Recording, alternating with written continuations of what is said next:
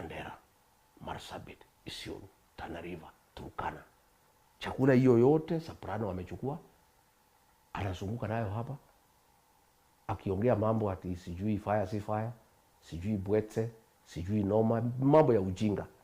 Kuliko aite mkutano vile nilikuwa nafanya, aite donors wote, development partners sema kujeni, aite Red Cross, aite NGOs, aite magavaners, aite MPs, aite county commissioners, sema iko shida Northern Kenya.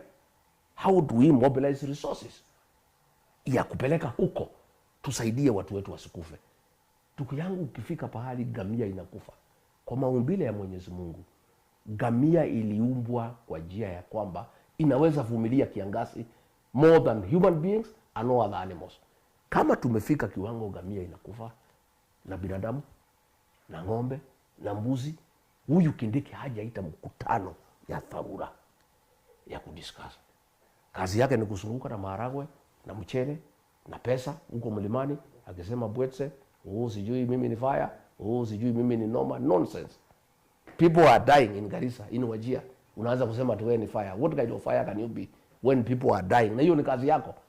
Why can't the deputy president, yule alipewa kazi ambaye hakutafuta na hakupewa na mtu yeyote, aite mkutano of the development partners, mkutano ya ONGOs, Red Cross na nani na kila mtu, governors, nini, tuseme national government itatoa pesa kiasi hii, counties mtoe pesa kiasi hii, nyinyi donor partners tusaidiane na pesa kiasi. That's what I was doing. Na mimi najivunia, for the 2 years I was deputy president, hakuna mtu alikufa Northern Kenya. I was spot on. Nikipata iko shida, because mimi mtu ya kusikiza ground, ninakimbia na mobilize chakula, food and non-food items. Tunakimbia, tunalete watu ya jeshi, wanalete maji, wanalete nini, tunafanya, tunaokoa maisha. Sasa hao wabunge they are quiet, wako busy kwa mjengo. Kila Friday wakitoka msikiti wanaenda kukoroga, wanaenda kusimamia koroga simenti nini isiibiwe, chuma nini, hiyo ndio kazi wako naye. Mijengo, personal things.